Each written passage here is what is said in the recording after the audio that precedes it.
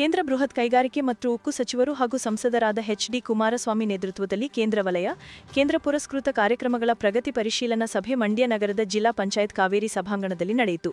ಸಭೆಯ ಪ್ರಾರಂಭದಲ್ಲಿ ಜಿಲ್ಲಾಧಿಕಾರಿ ಡಾ. ಕುಮಾರ್ ಅವರು ಮಾತನಾಡಿ, ಜನರ ಅಭಿವೃದ್ಧಿಗಾಗಿ ನಾಗಮಂಗಲ ಅಥವಾ ಮಳವಳ್ಳಿ ಭಾಗದಲ್ಲಿ ಕೈಗಾರಿಕೆಗಳನ್ನು ಸ್ಥಾಪಿಸಲು ಸೂಕ್ತ ಸರ್ಕಾರಿ ಜಾಗವನ್ನು ಗುರುತಿಸಿ ಭೂಸ್ವಾಧೀನಪಡಿಸಿಕೊಡುವ ಬಗ್ಗೆ ಹಾಗೂ ಸದರಿ ವರ್ಷ ವಾಡಿಕೆಯಂತೆ ಮಳೆಯಾಗಿದ್ದು ಯಾವುದೇ ರೀತಿಯಲ್ಲಿ ನೀರಿನ ಸಮಸ್ಯೆ ಉದ್ಭವಿಸಿಲ್ಲ.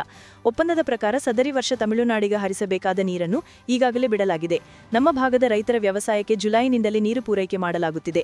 ಅಕ್ಟೋಬರ್ನಲ್ಲಿ ಮಳೆ ಹೆಚ್ಚಿನ ಪ್ರಮಾಣದಲ್ಲಿ ಸುರಿದಿರುವುದರಿಂದ ಜಿಲ್ಲೆಯ ಕೆಲವು ಕಡೆ ಮನೆ ಬೆಳೆ ಹಾನಿ ಸಂಭವಿಸಿದೆ. ಅಕ್ಟೋಬರ್ ಮಾಹೆಯಲ್ಲಿಯೇ 78 ಮನೆಗಳು ಹಾನಿಗೊಳಗಾಗಿದೆ. ದಸರಗುಪ್ಪೆ ಬಳಿ ಸಿಡಿಎಸ್ ನಾಲೆ ಒಡೆದು ಸುಮಾರು 80 ಹೆಕ್ಟೇರ್ ಬೆಳೆ ಹಾನಿ ಸಂಭವಿಸಿತ್ತು. ಹಾನಿಗೊಳಗಾದ ಬೆಳೆಗಳನ್ನು ಜಂಟಿ ಸಮೀಕ್ಷೆ ಒಳಪಡಿಸಿ ಪರಿಹಾರ ತಂತ್ರಾಂಶದಲ್ಲಿ ಅಪ್ಲೋಡ್ ಮಾಡಲಾಗಿದೆ. ಬೆಳೆ ಹಾನಿಗೊಳಗಾದ ರೈತರ ಖಾತೆ ಡಿಬಿಟಿ ಮುಖಾಂತರ ಹಣ ಪಾವತಿ ಮಾಡಲಾಗುವುದು ಎಂದರು. ಮಾಡಿದ್ರಿ ಸರ್ ಓವರ್ ದಿ ಫೋನ್ ಮತ್ತು ಅದಕ್ಕೆ ಈಗ ಅಧಿಕಾರಿಗಳು ಕೂಡ ಬಂದಿದ್ದಾರೆ ಸರ್, ತಮಗೆ ಮಾಹಿತಿಯನ್ನು ಕೊಡ್ತಾರೆ. ಮೊದಲನೇದಾಗಿ ನಾಗಮಂಗಲದಲ್ಲಿ ಅಟ್ನಾ ಒಂದು ಪ್ರದೇಶದಲ್ಲಿ ಒಂದು 21 ನೋಟಿಫಿಕೇಶನ್ 2020ರಲ್ಲಿ ಆಗಿದೆ ಸರ್. ಪ್ರಾಥಮಿಕ ಅಧಿಸೂಚನೆ ಆಗಿದೆ ಸರ್. 1277 ಎಕರೆಗೆ ಪ್ರಾಥಮಿಕ ಅಧಿಸೂಚನೆ ಆದ ನಂತರ ಸರ್ ರೈತರ ವಿರೋಧ ಇರೋದ್ರಿಂದ ಅದು ಅಲ್ಲಿಗೆ ಸ್ಟಾಪ್ ಆಗಿದೆ ಸರ್. ಅದು ಒಂದು ಇಶ್ಯೂ ಸರ್. ಎರಡನೇದು ಮದ್ದೂರಲ್ಲಿ ಕುದುರುಗುಂಡಿ ಅಂತ ಪ್ಲೇಸ್ ಇದೆ ಸರ್, ಅಲ್ಲೂ ಕೂಡ 109 ಎಕರೆಗೆ ಈಗಾಗಲೇ ನೋಟಿಫಿಕೇಶನ್ ಆಗಿ ಸರ್ ಇಂದಿನ ಜಿಲ್ಲಾಧಿಕಾರಿಗಳ ನೇತೃತ್ವದಲ್ಲಿ ಸಭೆ ಆಗಿ 1 ಎಕರೆಗೆ 35 ಲಕ್ಷ ಅಂತೇಳಿ ದರವನ್ನು ಕೂಡ ನಿಗದಿಪಡಿಸಿದ್ದಾರೆ ಸರ್. ಈಗ ಅದು ಕೋರ್ಟಿಗೆ ಹೋಗಿ ಸ್ಟೇ ತಂದಿದೆ ಸರ್. ಅದು ಕೋರ್ಟಿಂದ ಸ್ಟೇ ವೇಕೇಟ್ ಆಗಿ ರೈತರಿಂದ 35 ಲಕ್ಷಕ್ಕೆ ಒಪ್ಕೊಂಡ್ರೆ ಅದು 100 ಎಕರೆ ನಮಗೆ ಸಿಗುತ್ತೆ ಸರ್. ಮೂರನೇದಾಗಿ ಸರ್ ಮಳವಳ್ಳಿ ತಾಲೂಕಿನಲ್ಲಿ ಪಂಡಿತ್ನಲ್ಲಿ ಅಂತ ಹೇಳಿ ಸರ್ 1249 ಎಕರೆಗೆ ಸಂಬಂಧಪಟ್ಟಂತೆ ಪ್ರಿಲಿಮಿನರಿಯಾಗಿ ಈಗಾಗಲೇ ಸರ್ವೆ ಮಾಡಿದ್ದಾರೆ ಸರ್. ಅದರಲ್ಲಿ 350 ಎಕರೆನೂ ಕೂಡ ಈಗ ಅಂತಿಮವಾಗಿ ಇಟ್ಕೊಂಡಿದ್ದಾರೆ ಸರ್. ನೋಟಿಫಿಕೇಶನ್ ಆಗಬೇಕು. ಅಲ್ಲೂ ಕೂಡ ವಿರೋಧ ಇರೋದ್ರಿಂದ KADBಯವರು ಮುಂದೆ ಹೋಗಿಲ್ಲ ಸರ್. ಮತ್ತು ಮಂಡ್ಯದಲ್ಲಿ ನೊದೆಕೊಪ್ಪಲು ಅಂತ ಇದೆ ಸರ್, ಅಲ್ಲಿ 284 ಎಕರೆಗೆ 2022ರಲ್ಲಿ ನೋಟಿಫಿಕೇಶನ್ ಮಾಡಿದ್ದಾರೆ ಸರ್. ಅಲ್ಲೂ ಕೂಡ ರೈತರಿಗೆ ವಿರೋಧ ಇರೋದ್ರಿಂದ ಅಲ್ಲೂ ಕೂಡ ಸ್ಟಾಪ್ ಆಗಿದೆ ಸರ್. ಒಟ್ಟು 4 ಪ್ರದೇಶಗಳಲ್ಲಿ ಸರ್, ನಾಗಮಂಗಲದಲ್ಲಿ ಅಟ್ನಾ, ಕುದುರುಗುಂಡಿನಲ್ಲಿ ಮದ್ದೂರಲ್ಲಿ ಕುದುರುಗುಂಡಿ, ಮಳವಳ್ಳಿನಲ್ಲಿ ಪಂಡಿತ್ನಹಳ್ಳಿ ಸರ್, ಮಂಡ್ಯದಲ್ಲಿ ನೊದೆಕೊಪ್ಪಲು, ಇಷ್ಟು ಕಡೆ ಈಗಾಗಲೇ ನೋಟಿಫಿಕೇಶನ್ ಆಗಿ ರೈತರ ವಿರೋಧ ಇರೋದ್ರಿಂದ ಮುಂದಕ್ಕೆ ಹೋಗಿಲ್ಲ ಸರ್. ಹಾಗಾಗಿ ಇಷ್ಟು ಇಶ್ಯೂಸ್ ಇರೋದ್ರಿಂದ ಹೆಚ್ಚಿನದಾಗಿ ನಮ್ಮ KADB ಅಧಿಕಾರಿಗಳು ಬಂದಿದ್ದಾರೆ ಸರ್, ತಮಗೆ ಮಾಹಿತಿಯನ್ನು ಕೊಡ್ತಾರೆ. ನಂತರ ಮಂಡ್ಯ ಶಾಸಕ ರವಿಕುಮಾರ್, ಗಣಿಗಕೆ ಆರ್ಪೇಟೆ ಶಾಸಕ ಎಚ್.ಡಿ. ಮಂಜು, ವಿಧಾನ ಪರಿಷತ್ ಸದಸ್ಯ ವಿವೇಕಾನಂದ, ಮಾಜಿ ಶಾಸಕ ಡಾ. ಅನ್ನದಾನಿ ಕೇಂದ್ರದ ಯೋಜನೆಗಳ ಕುರಿತು ಅಧಿಕಾರಿಗಳೊಂದಿಗೆ ಮಾಹಿತಿ ಪಡೆದರು. ಈಗ ಪತ್ರಿಕೆಗಳಲ್ಲಿ ಮಾಧ್ಯಮಗಳಲ್ಲಿ ಬಂದಿದ್ದೆಲ್ಲ ಹಾಗೇನೆ ಸರ್, ಭೂ ಪರಿಹಾರ ಕೊಟ್ಟಿಲ್ಲ, ಸರ್ಕಾರಿ ಕಚೇರಿಗೆ ಅಲ್ದು ಸಾಕಾದ್ರೂ ಪರಿಹಾರ ಕೊಟ್ಟಿಲ್ಲ ಅನ್ನೋದು ಅದು ಸಂಪೂರ್ಣವಾಗಿ ತಪ್ಪು ಮಾಹಿತಿ ಸರ್. ಪರಿಹಾರವನ್ನು ಅವ್ರ ದಾಖಲೆ ತೆಗೆದುಕೊಂಡಿದ್ದಾರೆ. ಎಲ್ಲ ದಾಖಲೆನೂ ಕೂಡ ನಾವು ನಿನ್ನೆ ಕೂಡ ಎಲ್ಲರಿಗೂ ನಮ್ಗೆ ಏನಾಯ್ತು ಅಂದ್ರೆ ಸರ್, ಮೊನ್ನೆ ಅವರು ಇನ್ಸಿಡೆಂಟ್ ಆದಾಗ ನಮಗೆ 75ರಲ್ಲಿ ಅಕ್ವಿಸಿಷನ್ ಆಗಿ ರೆಕಾರ್ಡ್ಸ್ನ ಅವತ್ತು ತಕ್ಷಣ ತೆಗಿಲಿಕ್ಕೆ ಆಗಿಲ್ಲ ಸರ್. ಒಂದ್ ವೇಳೆ ಇನ್ಸಿಡೆಂಟ್ ಆಗಿನ ರೆಕಾರ್ಡ್ ಸಿಕ್ಕಿದ್ರೆ ಅವತ್ತೇ ಕ್ಲಾರಿಫೈ ಮಾಡ್ತಿದ್ವಿ ಸರ್. ಸೊ ಹಾಗಾಗಿ ನಾವು ನಿನ್ನೆ ಬೆಳಿಗ್ಗೆ ಅದನ್ನ ತಾಲೂಕು ಕಚೇರಿನಲ್ಲಿ ಉಳಿಸಿ ಹಳೆ ರೆಕಾರ್ಡ್ಸ್ ತೆಗೆಸೋ ಹೊತ್ತಿ ನಮ್ಗೆ ನಾಳೆ 12 ಗಂಟೆ 1 ಗಂಟೆ ನಮ್ಗೆ ರೆಕಾರ್ಡ್ ಸಿಕ್ತು ಸರ್. ಅವಾಗ ನಾವು ಕ್ಲಾರಿಟಿ ಕೊಟ್ವಿ ಸರ್, ಇಲ್ಲ ಪರಿಹಾರ ತಗೊಂಡಿದ್ದಾರೆ ಅಂತ. ಇಶ್ಯೂ ಇರೋದು ಪರಿಹಾರ ಕೊಟ್ಟಿಲ್ಲ ಅನ್ನೋದು, ಬಟ್ ಪರಿಹಾರ ಕೊಟ್ಟಿದ್ದೀವಿ ಸರ್.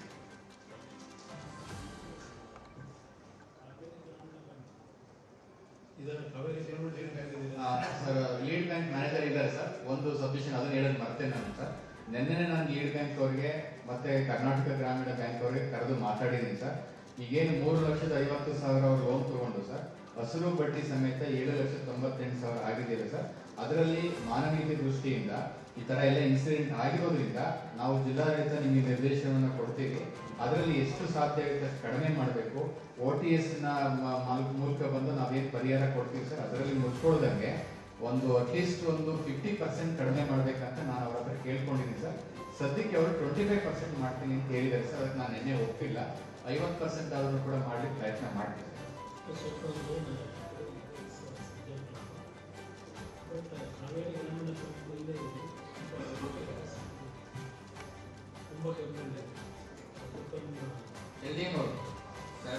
ಕಾವೇರಿ ಗ್ರಾಮೀಣ ಬ್ಯಾಂಕ್ ಅಲ್ಲಿ ರೈತರಿಗೆ ತುಂಬಾ ಹೆರಾಸ್ಮೆಂಟ್ ಇದೆ ಅಂತ ಹೇಳ್ತಾವ್ರೆ. ಅದಕ್ಕೆ ಸಾಲ ಮನ್ನಾ ರೈತರಿಗೆ ಈಗ 5 ಲಕ್ಷ ಕಟ್ಟಿ 6 ಲಕ್ಷ ಕಟ್ಟಿ ಸರ್ ಮೀಟಿಂಗ್ ಮಾಡೋದು ಒಳ್ಳೆಯದು.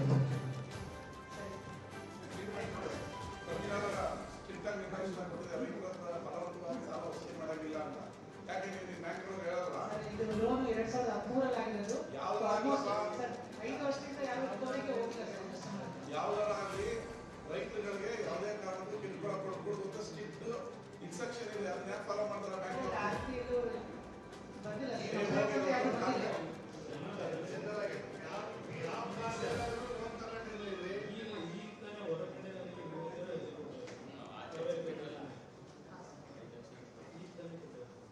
ಚೆಕ್ ಮಾಡಿ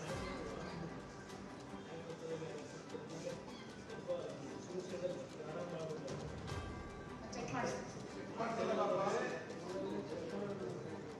ಚೆಕ್ ಮಾಡ್ತಾರಲ್ಲ ಹೋಗಿ ದೊಡ್ಡ ದೊಡ್ಡ ಕಂಪನಿಗಳು ಈ ದೊಡ್ಡ ದೊಡ್ಡ ಡೆವಲಪರ್ಗಳು ಸಾಲ ಕೊಟ್ಟಿದ್ರು ಅದು ಸರಿ ಮಾಡಿ ರೈತರಿಗೆ ಇನ್ನೊಂದು ರೈತರಿಗೆ ಹೇಳಿ ಹೊಡಿಸ್ತೀವಿ ನೀವು. ಸರ್ ಆ ಥರ ರಿಕವರಿಗೆ ಅಂತ ಎಲ್ಲೂ ಹೋಗಿಲ್ಲ ಅದೇ ನೀವು 2013 ವಿಚಾರ ಹೇಳ್ತಾ ಇದ್ದೀರಲ್ಲ, ಯಾವುದೇ ಕಾಲದಲ್ಲಿ ಅವರು ರೈತರು ಸಾಲ ಪಡ್ಕೊಂಡಿಲ್ಲ, ಬಲವಂತವಾಗಿ ವಸೂಲಿ ಮಾಡಬಾರ್ದು ಅಂತ ಸರ್ಕಾರಿ ಡೈರೆಕ್ಷನ್ ಇದೆ ಅಂತ ಶಾಸಕರು ಹೇಳ್ತಾ ಇದ್ದಾರೆ. ಕುಮಾರಣ್ಣನು ಅದನ್ನೇ ಹೇಳ್ತಾ ಇರೋದು, ರೈತರಿಗೆ ತೊಂದರೆ ಕೊಡಬೇಡಿ, ರೈತರು ಕಟ್ಟಕಲ್ಲಿ ಬಲವಂತವಾಗಿ ಮಾಡಕ್ ಹೋಗ್ಬೇಡಿ ಅಂತ. ನೀವು ಮಾಡಿದೀರಾ. ಈಗ ಆಲ್ರೆಡಿ ಕುಮಾರಣ್ಣ ಹೊರಗಡೆ ರೈತರು ಸುಮಾರು ಜನ ಅರ್ಜಿ ಕೊಟ್ಟಿದ್ದಾರೆ. ಅರ್ಥ ಆಯ್ತಾ? ನೀವು ಲೀಡ್ ಬ್ಯಾಂಕ್ ನೀವೇನಾಗಿದ್ದೀರಾ? ನೀವು ತೀರ್ಮಾನ ತಗೊಳ್ಳೋ ಅಧಿಕಾರಿ ಆಗಿದ್ದೀರೇನ್ರಿ? ಹೌದು ಸರ್ ಹೇಳಿ ಸರ್. ನೀವು ತೀರ್ಮಾನ ಮಾಡ್ತೀರಾ ಇದನ್ನ? ನಾವು ಕನ್ವೆ ಮಾಡ್ತೀವಿ ಸರ್ ಬ್ಯಾಂಕರ್ಗೆ. ಡಿಸಿ ಸಾಹೇಬ್ರು ಹೇಳಿದ ಅರ್ಥ ಆಯ್ತಾ? ಅದನ್ನ ಹೇಳ್ತಾರೆ ಸರ್. ತೀರ್ಮಾನ ತಗೊಳ್ಳೋದು ಅದಿಲ್ಲ ಅವ್ರಿಗೆ. ಸರ್ಕಾರ ಯಾಕೆ ಬಂದಿದ್ದೀರಿ ಮತ್ತೆ? ನೀವು ತೀರ್ಮಾನ ತಗೊಳ್ತೀರೇನ್ರಿ? ಈಗ ಮೀಟಿಂಗ್ ಅಲ್ಲಿ ನಡೆಯೋ ವಿಚಾರ ಪ್ರಸ್ತಾವ ಸರ್ ಈಗ LDM sir lead bank manager ಎಲ್ಲ ಬ್ಯಾಂಕ್ ಮೇಲೆ ಕಂಟ್ರೋಲ್ ಇರುತ್ತೆ ಸರ್. ಒಂದು ಅದನ್ನು ಹೊರತುಪಡಿಸಿದೆ ಸರ್ ನಮ್ಮ CEO ಅಧ್ಯಕ್ಷತೆಯಲ್ಲಿ ಪ್ರತಿ ಸರ್ ಹೇಳ್ತೀನಿ ಸರ್. ಈಗ ಇದು ಏನೋ ಒಂದು ತ್ರೈಮಾಸಿಕವಾಗಿ ಒಂದು DLBC ಅಂತ ಮಾಡ್ತೇವೆ ಸರ್. DLBC ಅದರಲ್ಲಿ ಬರುವಂತ ರೆಕಮೆಂಡೇಶನ್ ಎಲ್ಲ SLBCಗೆ ಹೋಗುತ್ತೆ ಸರ್. ಸನ್ಮಾನ್ಯ ನಮ್ಮ ಇವರು ಸರ್ ಅದಕ್ಕೆ ಒಂದ್ಸತಿ ಅಧ್ಯಕ್ಷತೆ ತಗೊಂಡು ಡೆಲ್ಲಿಯಿಂದ ಇದ್ರು ಕೂಡ ಒಂದ್ಸತಿ ಮೀಟಿಂಗ್ ಮಾಡಿ ಈ ವಿಷಯದ ಬಗ್ಗೆ ಈಗಾಗಲೇ 2 ಸತಿ ಇನ್ಸ್ಟ್ರಕ್ಷನ್ಸ್ ಕೊಟ್ಟಿದ್ದಾರೆ ಸರ್. ಅದರಲ್ಲಿ LDM ಕೋಆರ್ಡಿನೇಟ್ ಮಾಡ್ತಾರೆ ಸರ್. ಬೇರೆ ಎಲ್ಲ ಬ್ಯಾಂಕ್ಸ್ ಏನಿದೆ ಎಲ್ಲಾ ಬ್ಯಾಂಕ್ಸ್ ಅಲ್ಲೂ ಎಷ್ಟು ಕ್ರೆಡಿಟ್ ಡಿಸ್ಬರ್ಸ್ಮೆಂಟ್ ಆಗಿದೆ, ರೈತರಿಗೆ ಎಷ್ಟು ರಿಕವರೀಸ್ ಆಗ್ತಾ ಇದೆ, ಎಷ್ಟು ರೇಟ್ ಆಫ್ ಇಂಟ್ರೆಸ್ಟ್ ಇದೆ ಸರ್. ಅಂದ್ರೆ ಅವರು ಪವರ್ ಇದೆಯಲ್ಲ ಅಂದ್ರಲ್ಲ ಸರ್, ಅದಕ್ಕೆ ಸರ್ಕಾರ ರೈತರ ಮನೆಗೆ ವಸೂಲಾತಿಗೆ ಹೋಗ್ಕೊಂಡು ಕಿರುಕುಳ ಕೊಡ್ಬೋದು ನಿಗದಿವಾಗಿದೆ ಹೋರಾಟ. ಅದನ್ನ ನೀವೆಲ್ಲ ಬ್ಯಾಂಕ್ ಮ್ಯಾನೇಜರ್ಗಳನ್ನು ಕರೆದು ಖಾಸಗಿ ಕರೀತೀರ, ಗೌರ್ಮೆಂಟ್ ನೌಕರರ ಕರೆದು ಇನ್ಸ್ಟ್ರಕ್ಷನ್ ಕೊಡಿ. ಇಲ್ಲಾಂದ್ರೆ ಕ್ರಿಮಿನಲ್ ಮೊಕದ್ದಮೆ ರೈತರಿಗೆ ಒಂದು ಕಂಪ್ಲೇಂಟ್ ಬಂದ್ರು ಇನ್ಸ್ಟ್ರಕ್ಷನ್ ಕೊಡಿ. ಇಲ್ಲ ಅಂದ್ರೆ ರೈತ ಬ್ಯಾಂಕ್ ಸಾಲನ ಇನ್ನೊಂದು ಸಲ ಸರ್ಕಾರ ಕೆಟ್ಟ ಅಧಿಕಾರಿಗಳ ಕೆಟ್ಟ ನೀವು ಬೆಳಗ್ಗೆ ಮನೆಗಳ ಹತ್ರ ಜನ ಸರ್ಕಾರದಿಂದ ಇನ್ಸ್ಟ್ರಕ್ಷನ್ ಇದೆ, ಯಾವ ರೈತರ ಮನೆಗೆ ಹೋಗ್ಬೋದು ಅಂತ ಹೇಳಿ ಸರ್. ಈಗ ಅದಕ್ಕೆ ಕ್ಲಾರಿಫಿಕೇಶನ್ ಸರ್, ಮಾನ್ಯ ಸಚಿವರು ಮತ್ತು ಸಂಸದರು ಅವರೇ ಖುದ್ದು ಲಾಸ್ಟ್ 3 ತಿಂಗಳಿಂದ ಹೇಳಿದ್ದಾರೆ, ನಾವು ಕೂಡ ಹೇಳಿದ್ದೀವಿ ಸರ್. ಈಗ ಯಾವ್ಯಾವ ಈ ತರ ಕಂಪ್ಲೇಂಟ್ಸ್ ಬಂದಿದೆ ರಿಕವರಿ ಮಾಡ್ತಾ ಇದ್ದಾರೆ ಅನ್ನೋಂಥದ್ದು ಕನ್ಸರ್ನ್ KGBಗೆ ಇವಾಗ ಕಂಪ್ಲೇಂಟ್ ಬಂದದ್ದು ಸರ್, ಕರ್ನಾಟಕ ಗ್ರಾಮೀಣ ಬ್ಯಾಂಕಿಗೆ. ಎಸ್ ಅದನ್ನ so recoveries as such LDM ಅವರು ನೋಡಿ ವಿಚ್ ಎವರ್ ಬ್ಯಾಂಕ್ ನಮ್ಗೆ ಅಲ್ಲಲ್ಲಿ ಆ ಥರ ಅಲಿಗೇಷನ್ ಬರ್ತಾ ಇದೆ, ರಿಕವರೀಸ್ ಅಲ್ಲಿ ಮಾಡ್ತಾ ಇದ್ದಾರೆ ಅಂತ ಫೋರ್ಸ್ಫುಲಿ. ಸೊ ಅದನ್ನ ನೋಡ್ಬಿಟ್ಟು ಇನ್ಸ್ಟ್ರಕ್ಷನ್ ಅಂತ ಇರ್ತದೆ.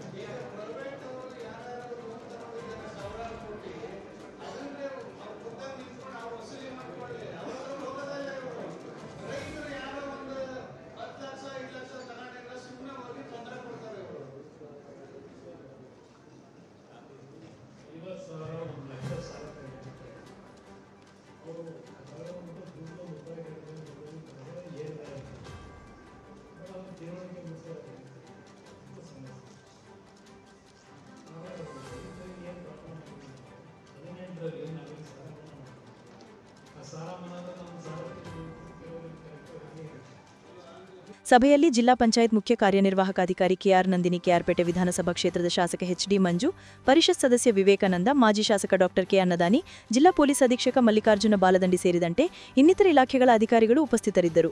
ಸಭೆಯ ಬಳಿಕ ಸುದ್ದಿಗಾರರೊಂದಿಗೆ ಬಿಡದಿ ಟೌನ್ಶಿಪ್ಗೆ ವಿರೋಧ ವಿಚಾರಕ್ಕೆ ಡಾಕ್ಟರ್ ಕುರಿತು ಮಾತನಾಡಿ, ರಾಜ್ಯ ಸರ್ಕಾರದ ಬಿಡದಿ ಟೌನ್ಶಿಪ್ಗೆ ರೈತರ ವಿರೋಧ ವ್ಯಕ್ತಪಡಿಸಿ ಕಳೆದ 2 ತಿಂಗಳಿನಿಂದ ರೈತರು ಅಹೋರಾತ್ರಿ ಧರಣಿ ನಡೆಸುತ್ತಿದ್ದಾರೆ. ನನ್ನ ಕಾಲದ ತೀರ್ಮಾನವೇ ಬೇರೆ, ಇವತ್ತಿನ ತೀರ್ಮಾನಗಳು ಬೇರೆ. ಅಂದು ಭೂಮಿ ಬೆಲೆ ದೊಡ್ಡ ಮಟ್ಟದಲ್ಲಿರಲಿಲ್ಲ. 9,000 ಎಕರೆ ಟೌನ್ಶಿಪ್ಗೆ ಅತಿಕ್ರಮಣ ಮಾಡಲು ಹೊರಟಿದ್ದಾರೆ. ಈಗಲ್ಟನ್ ಗಾಲ್ಫ್ ಕ್ಲಬ್ ಸರ್ಕಾರದ ಖರಾಬು ಆಕ್ರಮಿಸಿದ ಬಗ್ಗೆ ವರದಿಗಳಿವೆ. 2018ರಲ್ಲಿ ಸ್ಕ್ವೇರ್ ಫೀಟ್ ಲೆಕ್ಕದಲ್ಲಿ ತೆಗೆದುಕೊಂಡಿದ್ದಾರೆ. ಡಿಕೆ ಶಿವಕುಮಾರ್ ಗಾಲ್ಫ್ ಕ್ಲಬ್ಗೆ ಊಟಕ್ಕೆ ಹೋದಾಗ 98,000 ಬಿಲ್ ಕೊಟ್ಟಿದ್ದರು. ನನಗೆ 98,000 ಬಿಲ್ ಮಾಡಿದ್ರು ಎಂದು 70 ಎಕರೆ ಭೂಮಿಗೆ 984 ಕೋಟಿ ಹಾಕಿದರು. ಎಕರೆಗೆ 13 ಕೋಟಿ ಕ್ಯಾಬಿನೆಟ್ ನಿರ್ಧಾರ ಮಾಡಿ ಆ ದರ ನಿಗದಿಪಡಿಸಿದರು. ನಿಮ್ಮವರೇ ಮುಖ್ಯಮಂತ್ರಿ, ಉಪಮುಖ್ಯಮಂತ್ರಿ, ಸಚಿವರೇ ಇದ್ದಾಗ ನೀವೇ ಫಿಕ್ಸ್ ಮಾಡಿದ ದರ ಅಲ್ವಾ? ಈಗ ನೀವೇ ರೈತರಿಗೆ 1:3 ಅನುಪಾತದಲ್ಲಿ ಪರಿಹಾರ ಕೊಟ್ಟುಬಿಡಿ. ಡೈರಿ ಮಾಡುವಾಗ ರೈತರಿಗೆ ಎಷ್ಟು ದುಡ್ಡು ಕೊಟ್ರಿ? ನಿಮ್ಮ ಪಟಾಲಂಗೆ ಎಷ್ಟು ಕೊಟ್ರಿ? ಭೂಸ್ವಾಧೀನ ಮಾಡಿ ದುಡ್ಡು ಕೊಡಲು ಸರ್ಕಾರದ ಬಳಿ ದುಡ್ಡಿಲ್ಲ. ಹಸಿರು ಭೂಮಿ ಹೊಂದಿರುವ ಜಾಗ ಇದಾಗಿದ್ದು ತಿಂಗಳಿಗೆ 50 ರಿಂದ 60 ಸಾವಿರ ಹಣವನ್ನು ಸಂಪಾದನೆ ಮಾಡುತ್ತಿದ್ದಾರೆ. ಕೃಷಿ ಭೂಮಿಯನ್ನು ಬಿಟ್ಟು ಡ್ರೈಲ್ಯಾಂಡ್ ಇರುವ ಕಡೆ ಟೌನ್ಶಿಪ್ ಮಾಡಿ. ಕೃಷಿಗೆ ಉತ್ತಮವಾದ ವಾತಾವರಣವಿರುವ ಕಡೆ ರೈತರನ್ನು ಒಕ್ಕಲೆಬ್ಬಿಸಬೇಡಿ. ಯಾವುದೇ ಒತ್ತಡ, ದಬ್ಬಾಳಿಕೆ ರೈತರು ಹೆದರಬಾರದು. ರೈತರೊಂದಿಗೆ ನಾವಿದ್ದೇವೆ ಎಂದರು. ರಾಜಕಾರಣ ಒಂದು ಭಾಗ ರಾಜಕಾರಣ ಮಾಡೋದು ರಾಜಕಾರಣಿಗಳು ಮಾಡ್ತಾರೆ. 5 ವರ್ಷಕ್ಕೆ ಒಂದು ಬಾರಿ ಜನತೆ ತೀರ್ಮಾನ ತಗೋತಾರೆ, ಯಾರಿಗೆ ರೂಪಾಯಿ ಯಾರಿಗೆ ಬರಬಾರದು. ಅದ ನೀವು ಒಂದು ಬಾರಿ ಕೆಲಸ ಸೇರಿದ ನಂತರ 35 ವರ್ಷ ನೀವು ಇರ್ತೀರಿ. ಯಾವುದೇ ಸರ್ಕಾರಗಳು ಬರಲಿ, ಯಾವುದೇ ಜನಪ್ರತಿನಿಧಿಗಳು ಬರಲಿ, ಒಂದು ವರ್ಗಾವಣೆ ಅಂತಕ್ಕಂಥ ಮಾಡ್ತಾರೆ ಅಂತಕ್ಕಂಥ ಓದ್ಬಿಟ್ರೆ ನೀವು ಸರ್ಕಾರದ ಅಧಿಕಾರಿಗಳಾಗಿ ಕೆಲಸ ಮಾಡಿ. ನಿಮ್ಮ ಕೆಲಸದಲ್ಲಿ ಆದಷ್ಟು ಜನಸಾಮಾನ್ಯರನ್ನ ಪ್ರತಿನಿತ್ಯ ಓಡಾಡ್ತಕ್ಕಂಥ ರೀತಿಯಲ್ಲಿ ಅವರಿಗೆ ಅವರ ಪ್ರತಿನಿತ್ಯ ಕೆಲಸಗಳಲ್ಲೇ ಖಂಡಿತಪಡಿಸ್ತಕ್ಕಂಥದ್ದು ಆಗಬಾರ್ದು ಅಂತ ನನ್ನ ಅಭಿಪ್ರಾಯ. ನಾನಂತೂ ಯಾವುದೇ ಸಂದರ್ಭದಲ್ಲಿ ಯಾವುದೇ ಒಬ್ಬ ಅಧಿಕಾರಿಗಳಿಗೆ ಕಾನೂನುಬಾಹಿರವಾದಂಥ ತೀರ್ಮಾನಗಳನ್ನು ರಾಜಕೀಯ ಒತ್ತಡಕ್ಕೋ ಮತ್ತು ಯಾವುದೋ ಒತ್ತಡಕ್ಕೋ ನಾನು ರಾಜಕಾರಣಕ್ಕೆ ಬಂದಂಥ ದಿನದಿಂದ ಯಾವ ಅಧಿಕಾರಿಗಳಿಗೂ ಒತ್ತಾಯ ಇಲ್ಲ. ಆ ರೀತಿ ನನ್ನ ನಡವಳಿಕೆಯನ್ನು ರಾಜಕಾರಣದಲ್ಲಿ ಅನುಸರಿಸ್ಕೊಂಡು ಬಂದಿದ್ದೇನೆ. ನಾನು ನಿಮ್ಮೆಲ್ಲರಲ್ಲಿ ವಿಶೇಷವಾಗಿ ಸಭೆಯಲ್ಲಿ ಸಲಹೆ ಕೊಡ್ತಕ್ಕಂಥದ್ದು ಹಳ್ಳಿಯಿಂದ ಬಂದವರೇನಿದ್ದಾರೆ, ಸಣ್ಣ ಪುಟ್ಟ ಕೆಲಸಗಳಿರುತ್ತೆ, ಆದರೂ ಸಹ ಅವರಿಗೆ ಪ್ರತಿನಿತ್ಯ ಆಲಿಸ್ತಕ್ಕಂಥ ಅವ್ರಿಗೆ ಮನವರಿಕೆ ಮಾಡ್ಕೊಡ್ಬೇಕು. ಈಗ ನೋಡಿ, ನೆನ್ನೆ ಕೆಆರ್ಪೇಟೆ ಇಶ್ಯೂ ಅಲ್ಲಿ ನಿಮ್ಗಳ ತಪ್ಪಿಲ್ಲದೆ ಇದ್ದರೂ ಪ್ರಕರಣ ಅಧಿಕಾರಿಗಳ ನಿರ್ಲಕ್ಷ್ಯ, ಅಧಿಕಾರಿಗಳ ಒತ್ತಡ, ಒಬ್ಬ ಅಮಾಯಕ ರೈತ ಪೆಟ್ರೋಲ್ನ ಮೇಲೆ ಸೋದು ಬೆಂಕಿ ಎತ್ತಿಕೊಂಡಿದ್ದಾನೆ ಅಂತಕ್ಕಂಥ ಒಂದು ರಾಜ್ಯದಾದ್ಯಂತ ಈ ಒಂದು ರೀತಿಯ ವಿಷಯ ಏನು ಮೊನ್ನೆ ಮಾಧ್ಯಮದ ಮುಖಾಂತರ ಹಲವಾರು ರೀತಿಯಲ್ಲಿ ಕೆಲವು ತಪ್ಪು ಮಾಡದೇ ಇರ್ತಕ್ಕಂಥವ್ರು ಒಂದೊಂದು ಬಹಳ ಒಳ್ಳೆಯ ಕೆಲಸ ಮಾಡ್ತಕ್ಕಂಥ ಇಂಥವ ಪ್ರಕರಣಗಳಿಂದ ಅವ್ರ ಶಿಕ್ಷೆ ಅನುಭವಿಸ್ತಕ್ಕಂಥದ್ದು ನೋಡಿದ್ದೀವಿ. ಪ್ರಾಮಾಣಿಕವಾಗಿ ಕೆಲಸ ಮಾಡೋದು, ಯಾರು ಸ್ವಲ್ಪ ಅಪ್ರಾಮಾಣಿಕದಿಂದ ಕೆಲಸ ಮಾಡ್ತಾರೆ ಅವ್ರು ಚೆನ್ನಾಗೇ ಇರ್ತಾರೆ, ನೋಡಿರ್ತಾರೆ. ಅದರಿಂದ ಪ್ರತಿನಿತ್ಯ ನೀವು ಕಚೇರಿಗೆ ಬಂದಾಗ ಒಂದು ಬಾರಿ ದೇವರನ್ನು ಇಲ್ಲ ನಿಮ್ಮ ಕುಟುಂಬದ ಇರ್ತಕ್ಕಂಥ ಹೆಣ್ಣು ಮಕ್ಕಳನ್ನೋ ಇಲ್ಲ ನಿಮ್ಮ ಮಕ್ಕಳನ್ನೋ ನೀವು ಒಂದು ಬಾರಿ ನೆನೆಸ್ಕೊಳ್ಳಿ. ಇವತ್ತಿನ ದಿನ ನಾನು ಮಾಡ್ತಕ್ಕಂಥ ಕೆಲಸ ನನ್ನ ಆತ್ಮಕ್ಕೆ ಇವತ್ತು ನಾವು ಉತ್ತರ ಕೊಡಬೇಕು. ಯಾವುದೇ ರೀತಿಯ ಕಾನೂನು ಬಾಹಿರವಾಗಿ ನಡ್ಕೋಬಾರದು. ಮೊದಲು ನಿಮ್ಮ ಬಂದರೆ ಒಂದು ಸಮಾಜವನ್ನು ಕಟ್ತಕ್ಕಂಥದಕ್ಕೆ ಒಳ್ಳೆಯ ವಾತಾವರಣ ನಿರ್ಮಾಣ ಮಾಡಬೇಕು. ಇವತ್ತು ಒಂದು 4 ಜನಕ್ಕೆ ಬೆಳಗ್ಗೆ ಎದ್ದು ಸಹಾಯ ಮಾಡಿದ್ದಾರೆ, ಸಾಯಂಕಾಲ ಮನೆಗೆ ಹೋದರೆ ಇಲ್ಲಪ್ಪ ಇವತ್ತೊಂದು ಒಳ್ಳೆ ಕೆಲಸ ಮಾಡ್ತಾರೆ, ಮನಸ್ಸು ತೃಪ್ತಿ ಆಯಿತು ಅಂತಕ್ಕಂಥದ್ದು ನೀವೇ ಕೂತು ಅಪ್ಪವನ್ನ ಮಾಡ್ಕೊಂಡ್ರೆ ನಿಮ್ಮ ಮನಸ್ಸಿಗೆ ಒಂದು ಸಂತೋಷ ಬರುತ್ತೆ. ನಿಮಗೆ ಹಣ ಯಾವ ರೀತಿಯಲ್ಲಿ ಬೇಕಾದ್ರೂ ಸಂಪಾದನೆ ಮಾಡ್ಬೋದು. ಹಣ ಒಂದೇ ಮುಖ್ಯ ಅಲ್ಲ, ಪ್ರಾಮಾಣಿಕತೆ ಮತ್ತು ಸಮಾಜದಲ್ಲಿ ನಮಗಿಂತಲೂ ಸಂಕಷ್ಟವಿರ್ತಕ್ಕಂಥವ್ರನ್ನ ಒಂದು ಅವರಿಗೆ ಬದುಕ್ತಕ್ಕಂಥದ್ದಕ್ಕೆ ಯಾವುದೇ ರೀತಿ ಸಮಸ್ಯೆ ಉಂಟು ಮಾಡಿದ್ರೆ ನೀವು ಸಹಾಯ ಮಾಡಿದ್ರೆ ಅವರು ನಿಮ್ಮನ್ನು ಅರಸ್ತಾನೆ. ಇದು ಎಲ್ಲಿವರೆಗೆ ಬರೋದಿಲ್ಲ. ನಾವು ಎಷ್ಟೇ ಸರ್ಕಾರದ ಮುಖಾಂತರ ಹಣ ಖರ್ಚು ಮಾಡಲಿ, ಎಷ್ಟೇ ಘೋಷಣೆಗಳನ್ನು ಮಾಡಲಿ, ಯಾವುದೂ ಸಹ ಫಲ ದೊರಕೋದಿಲ್ಲ. ಆ ಹಿನ್ನೆಲೆಯಲ್ಲಿ ಇವತ್ತು ಕೆಲವು ಇಲಾಖೆಗಳು, ನಾನು ಎಲ್ಲರಿಗೂ ದೋಷ ಕೊಡಲಿಕ್ಕೆ ಹೋಗೋದಿಲ್ಲ, ಕೆಲವು ಇಲಾಖೆಯಲ್ಲಿ ಕೆಲವು ರಾಜಕೀಯ ಒತ್ತಡಕ್ಕೆ ನೀವು ಮಣಿಯಲೇಬೇಕಾಗ್ತದೆ.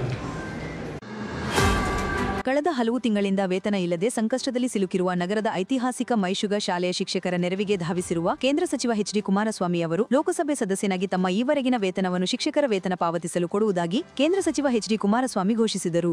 ಮೈಶುಗ ಶಾಲೆಯ ಆವರಣದಲ್ಲಿ ಗುರುವಾರ ಬೆಳಗ್ಗೆ ನಡೆದ ಕಾರ್ಯಕ್ರಮದಲ್ಲಿ ಸಿಎಸ್ಆರ್ ನಿಧಿಯಿಂದ ಅತ್ಯಾಧುನಿಕ ಶಾಲಾ ವಾಹನವನ್ನು ಮೈಶುಗ ಶಾಲೆಯ ಆಡಳಿತ ಮಂಡಳಿಗೆ ಹಸ್ತಾಂತರ ಮಾಡಿದ ನಂತರ ವೇದಿಕೆ ಕಾರ್ಯಕ್ರಮದಲ್ಲಿ ಮಾತನಾಡಿದ ಅವರು, ಶಿಕ್ಷಕರು ವೇತನವಿಲ್ಲದೆ ಕೆಲಸ ಮಾಡುತ್ತಿರುವುದು ಬಹಳ ನೋವಿನ ವಿಚಾರ. ಈವರೆಗೆ ಸುಮಾರು 20 ಲಕ್ಷ ಬಾಕಿ ವೇತನವಿದೆ. ಹೀಗಾಗಿ ನನ್ನ ವೇತನದ ಮೊತ್ತವನ್ನು ದೇಣಿಗೆಯಾಗಿ ನೀಡುತ್ತಿದ್ದೇನೆ ಎಂದರು. ಅನೇಕ ತಿಂಗಳಿಂದ ಶಿಕ್ಷಕರಿಗೆ ವೇತನ ನೀಡದಿರುವ ವ್ಯಕ್ತಿಗಳು ನನ್ನ ಬಗ್ಗೆ ಲಘುವಾಗಿ ಮಾತನಾಡುವುದು ಬೇಡ. ನನ್ನ ಬಗ್ಗೆ ಕೆಟ್ಟದಾಗಿ ಮಾತನಾಡುವ ಅಗತ್ಯವಿಲ್ಲ. ಮಾಧ್ಯಮಗಳ ಮುಂದೆಯೂ ಮಾತನಾಡುವ ಅಗತ್ಯವಿಲ್ಲ. ನಾನು ಈ ಶಾಲೆಯ ಸುವರ್ಣ ಮಹೋತ್ಸವ ಕಾರ್ಯಕ್ರಮದಲ್ಲಿ ಪಾಲ್ಗೊಂಡಿದ್ದಾಗ 13 ತಿಂಗಳಿಂದ ಶಿಕ್ಷಕರಿಗೆ ವೇತನ ನೀಡಲಾಗಿಲ್ಲ ಎನ್ನುವ ಮಾಹಿತಿ ಸಿಕ್ಕಿತು. ಸಿಎಸ್ಆರ್ ನಿಧಿಯಿಂದ ವೇತನ ಕೊಡುವ ಅವಕಾಶ ಇಲ್ಲ ಎಂದು ಸಚಿವರು ಮಾಹಿತಿ ನೀಡಿದರು.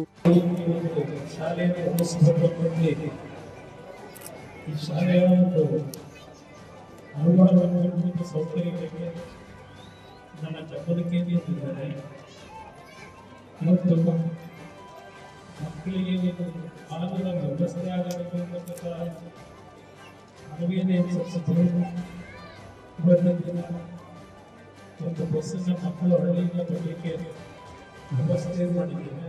ಇನ್ನೂ ಒಂದು ಬಸ್ ಹೇಳಿದ್ದೇನೆ. ಅದನ್ನು ಸಹ ಸದ್ಯದಲ್ಲೇ ಮಕ್ಕಳ ಒಂದು ವಿದ್ಯೆಗೆ ಅನುಕೂಲ ಆಗಬೇಕಂತ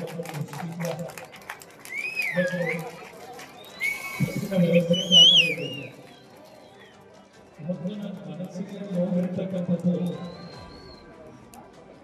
ಇಲ್ಲಿ ರಾಜಕೀಯವಾಗಿ ಬಹಳ ಸಣ್ಣತನದ ಮಾತುಗಳಾಡತಕ್ಕಂಥದ್ದನ್ನು ಗಮನಿಸಿದ್ದೇನೆ. ಮಾಧ್ಯಮಗಳ ಮುಂದೆ ಹಲವಾರು ಜನಗಳಲ್ಲಿ ಕೆಟ್ಟ ಭಾವನೆಯನ್ನು ವಾತಾವರಣ ನಾನು ಪ್ರೊಫೆಷನಲ್ ಮಾತನಾಡ್ತಾ ಇದ್ದೇನೆ ಮತ್ತು ಯಾವ ಸುವರ್ಣ ಮಹೋತ್ಸವದಲ್ಲಿ ಕಾರ್ಯಕ್ರಮ ಸಂದರ್ಭ ಆಗ ಕೆಲವು ಶಿಕ್ಷಕರನ್ನ ಗಮನಕ್ಕೆ ಇಟ್ಟಿದ್ದರು. ಅದರ ಹಿನ್ನೆಲೆಯಲ್ಲಿ ಈ ಒಂದು ಶಾಲೆಯ ಒಂದು ಮಾಡಬೇಕು ಮನಸ್ಸಿಗೆ ಬಂದನ್ನು ಹೇಳುತ್ತೆ. ಕಾರ್ಯಕ್ರಮದಲ್ಲಿ ಶಾಲೆಯ ಮಕ್ಕಳ ಜೊತೆಗೆ ಜಿಲ್ಲಾಡಳಿತದ ಹಿರಿಯ ಅಧಿಕಾರಿಗಳು, ಮಾಜಿ ಶಾಸಕರಾದ ಕೆಟಿ ಶ್ರೀಕಂಠೇಗೌಡ, ಶಿವಕುಮಾರ್ ಹಾಗೂ ಶಾಲಾ ಸಿಬ್ಬಂದಿ, ಟ್ರಸ್ಟ್ ಸದಸ್ಯರು ಹಾಗೂ ಜೆಡಿಎಸ್ ನಾಯಕರು ಸೇರಿದಂತೆ ಅನೇಕರು ಉಪಸ್ಥಿತರಿದ್ದರು. Build 360 expo association of consultant civil engineers Mandya ಕೇಂದ್ರ ಹಾಗೂ ನೇಗಿಲ ಯೋಗಿ ಸಮಾಜ ಸೇವಾ ಟ್ರಸ್ಟ್ ಸಹಯೋಗದೊಂದಿಗೆ ನವೆಂಬರ್ 5ರಿಂದ 9ರವರೆಗೆ 5 ದಿನ ಮಂಡ್ಯ ವಿಶ್ವವಿದ್ಯಾಲಯದ ಆವರಣದಲ್ಲಿ ನಡೆಯಲಿರುವ ಕನ್ನಂಬಾಡಿ ಉತ್ಸವಕ್ಕೆ ಬುಧವಾರ ಅದ್ದೂರಿಯಾಗಿ ಉದ್ಘಾಟನೆಗೊಂಡಿತು. 5 ದಿನ ಮಂಡ್ಯ ವಿಶ್ವವಿದ್ಯಾಲಯದ ಆವರಣದಲ್ಲಿ ನಡೆಯಲಿರುವ ಕನ್ನಂಬಾಡಿ ಉತ್ಸವದಲ್ಲಿ ಕಟ್ಟಡ ಸಾಮಗ್ರಿಗಳ ಮೇಳ, ಖಾದಿ ಮೇಳ, ಕೃಷಿ ಮೇಳ, ವಾಹನಗಳ ಮೇಳ, ಗೃಹೋಪಯೋಗಿ ಸಾಮಗ್ರಿಗಳ ಮೇಳ, ಆಹಾರ ಮೇಳ, ಅಮ್ಯೂಸ್ಮೆಂಟ್ ಪಾರ್ಕ್, ರಸಸಂಜೆ ಕಾರ್ಯಕ್ರಮಗಳು ನಡೆಯಲಿದ್ದು, ಶ್ರೀರಂಗಪಟ್ಟಣ ವಿಧಾನಸಭಾ ಕ್ಷೇತ್ರ ಬಿಜೆಪಿ ಮುಖಂಡ ಇಂಡುವಾಳು ಸಚ್ಚಿದಾನಂದ ಮತ್ತು ಕೃಷಿ ಜಂಟಿ ನಿರ್ದೇಶಕ ಅಶೋಕ್ ದೀಪ ಬೆಳಗುವುದರ ಮೂಲಕ ಮೇಳಕ್ಕೆ ಚಾಲನೆ ನೀಡಿದರು.